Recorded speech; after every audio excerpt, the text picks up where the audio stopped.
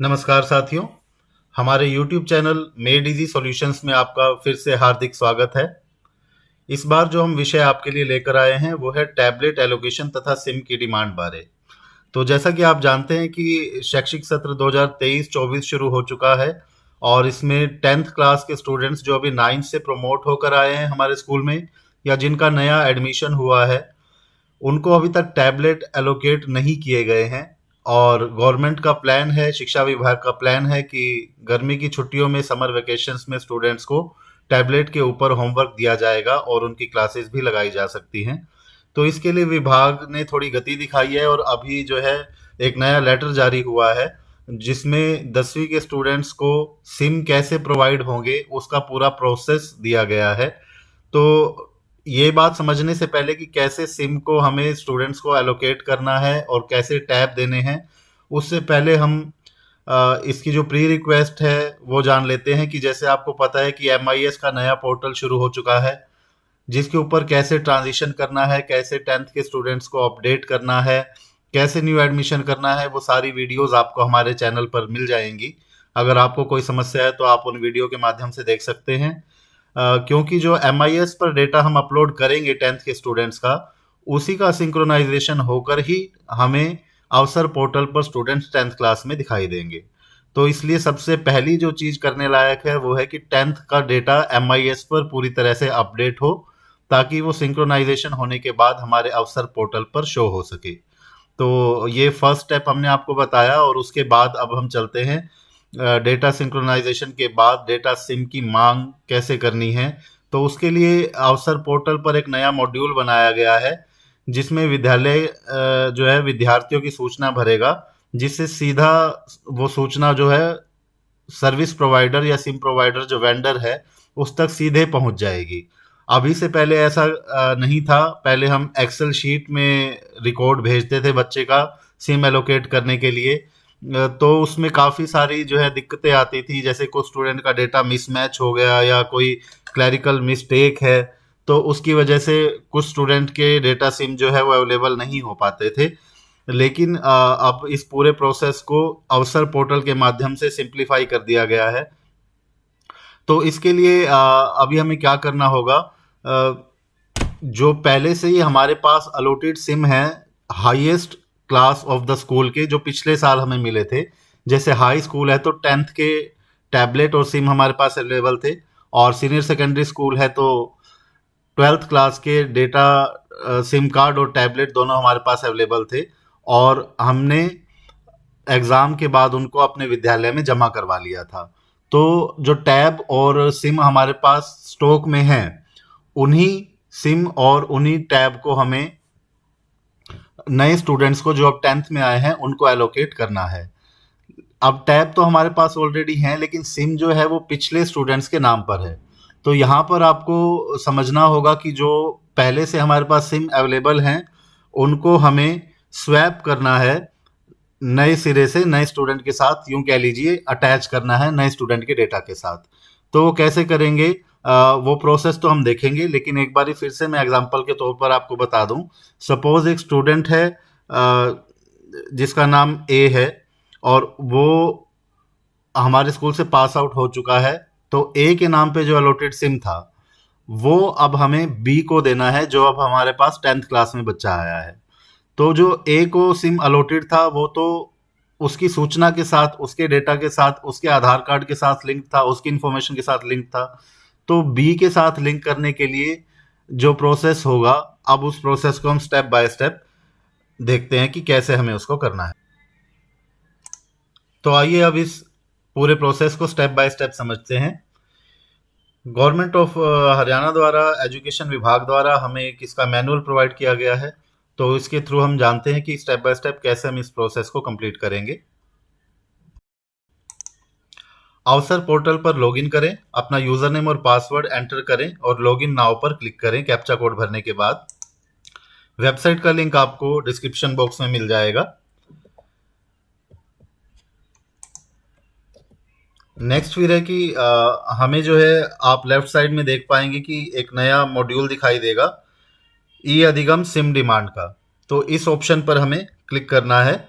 इस ऑप्शन पर क्लिक करने के बाद आप क्लास सिलेक्ट करें, सेक्शन सिलेक्ट करें, ऑल स्टेटस पे क्लिक करें और लास्टली गेट स्टूडेंट पे क्लिक कर दें।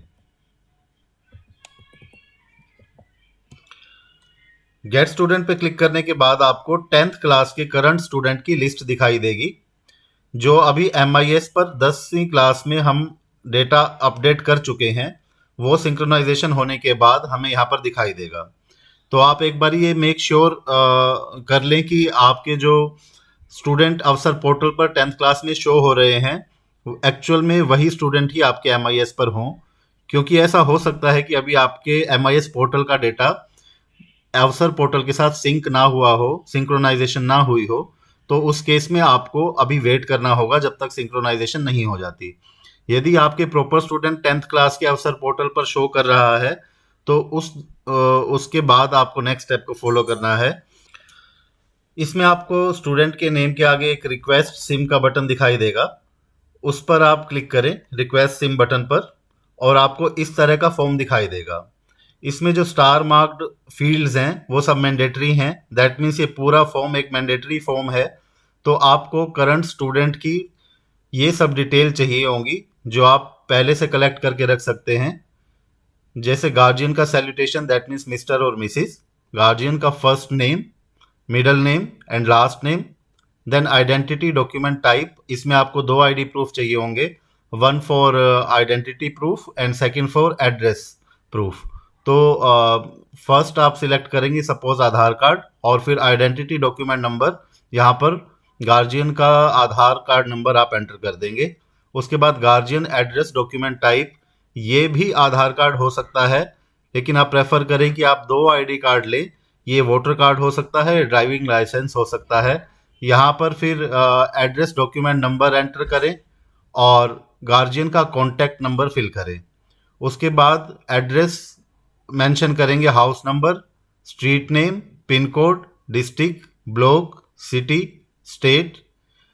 ये सब कंप्लीट करने के बाद हमारे पास ऑप्शन है is a new data SIM card required for the student. तो देखते हैं इसमें हमारे पास क्या ऑप्शन मिलेंगे।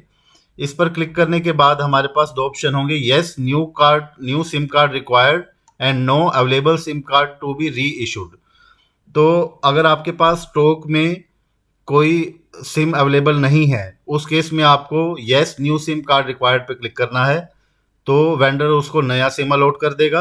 अदरवाइज आपको सिलेक्ट करना है no available SIM card to be reissued. That means कि जो पहले से हमारे पास स्टॉक में कार्ड है जो कि पास आउट स्टूडेंट हमें सबमिट करके गए थे, तो उस केस में आपको अवेलेबल सिम कार्ड को री इशू के लिए ऑप्शन को सिलेक्ट करना है। इस ऑप्शन को सिलेक्ट करने के बाद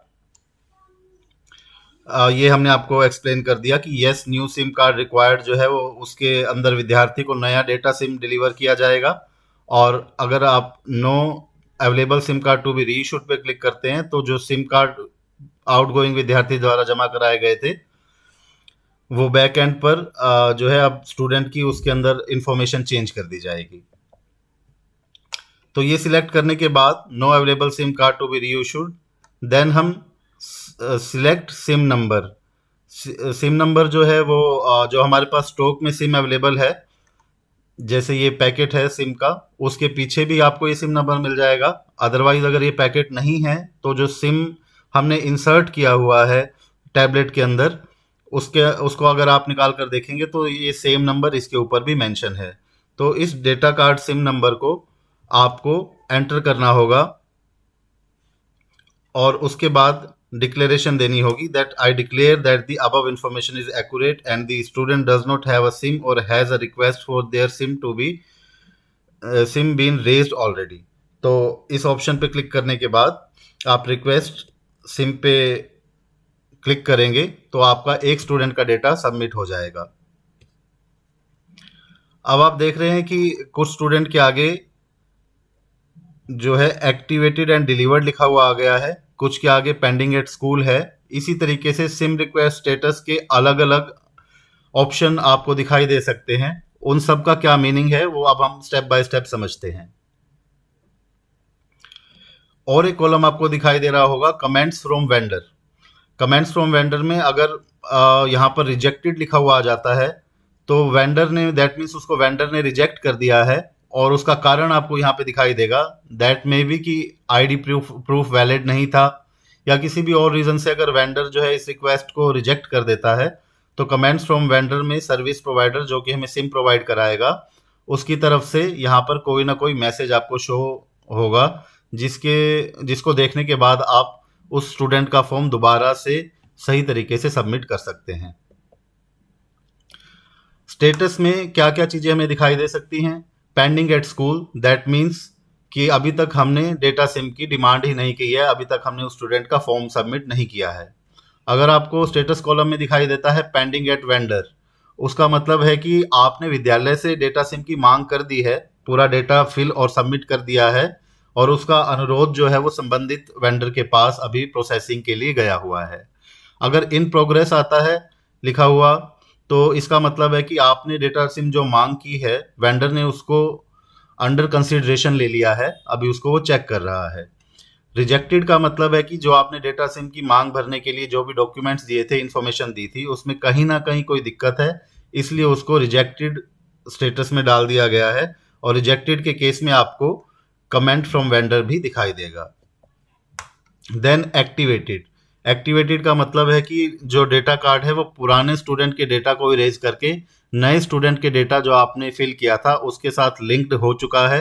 अब जो है यूजर स्वैप हो चुके हैं, अब वो जो सिम कार्ड है वो करंट स्टूडेंट की जो डिटेल आपने दी थी उसके साथ मैप हो चुका है, अब वो सिम इस बच्चे के नाम चल रहा है।